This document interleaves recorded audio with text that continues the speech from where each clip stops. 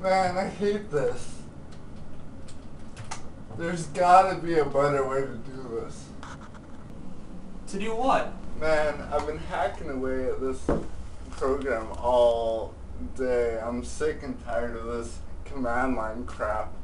There's gotta be a better way. Well, Matt, there is an easier way. It's called a Graphical User Interface, a GUI. That sounds really good. Yeah, you want to go to the library in a little bit and we can, do a little research on it? I'll show you what it's all about. Yeah, I mean, I need a break from this anyway. Alright, cool. Let's do it.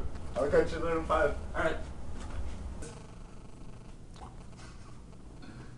Dude, according to this book, a GUI is like a graphical way of representing information. So instead of this boring command line text-based crap, we have pretty buttons and menus. Yeah, it's a really nice thing to have because the user can actually interact now with the program instead of the program telling it what to do. Yeah, this sounds really cool. I mean, we could build some amazing stuff with this. Yeah, it actually makes it really easy, and I think it's really what we should be looking at now. Let's do a little more research. Definitely. Alright, cool. Macintosh was the first to actually put a graphical user interface inside of a personal computer. They did this back in 1984. Really? Well, according to this, there was a precursor to the GUI created by Xerox, which is based off research done by Stanford. Oh, that's interesting. Yeah.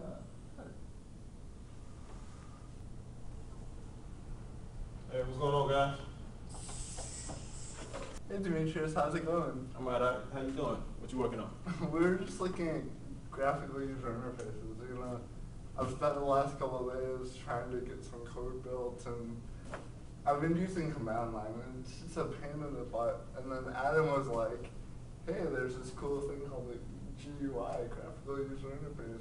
So we're just trying to do some research and figure out what it is. Do you know anything about it? Yeah, a lot of people call it GUI, right? Yeah, GUI. Okay, yeah, it's a lot better way. Instead of typing code after code and line after line, you just basically point and click on a couple buttons, and you can get the computer to do whatever you want to do. That sounds awesome. Jeez. I build them all the time. I can show you guys how to do them.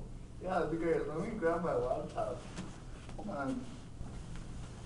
So, you say you build GUIs then? Yes, I use what's called an IDE, or Integrated Development Environment. Okay. There are several different kinds. You can use the free ones like NetBeans and Eclipse, or the more expensive, the ones that you have to pay for from Microsoft, which is Visual Studios, or Adobe, the entire Master Collection, which has Photoshop and Dreamweaver and Flash.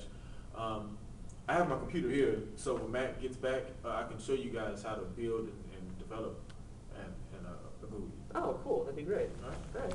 Alright guys, I got my computer. All right, cool. Sweet. All right. As I was telling Adam, what we can do is take an IDE, which is an integrated development environment, and create a GUI.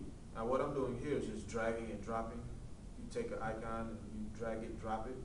Oh, I see. That's really easy. Right. That's easy.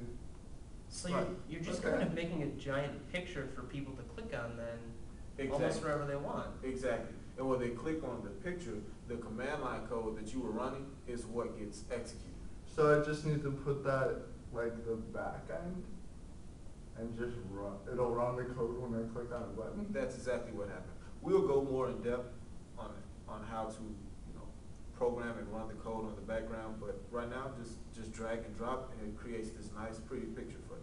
Yeah, That's really cool. awesome. That's really easy too. Yeah. And I actually think I might just get started on a program that I've been wanting to do for a while. Yeah, me too. So I'll be back in a little bit. I'm gonna work on that. Alright, later. Well, thanks for helping me out. I really feel like I learned a lot today about GUIs, but I still feel like there's a lot to learn about making the GUI look nice. Well, looking nice is one thing, but you have to worry about functionality and also the user. You have to make sure that it's as simple as possible for the user. For example, Apple spends a lot of time working on their user interface so that there's no code involved. But I'm glad you learned a lot, and I hope you can go a lot further with it. Yeah, I'm gonna work on some code that I've been trying for the last couple days, and I'll put it into a GUI and it'll make it a lot easier. So, thanks. No problem, man. I'm gonna head out. Have some homework to do, but take care. Good luck. Alright, see ya.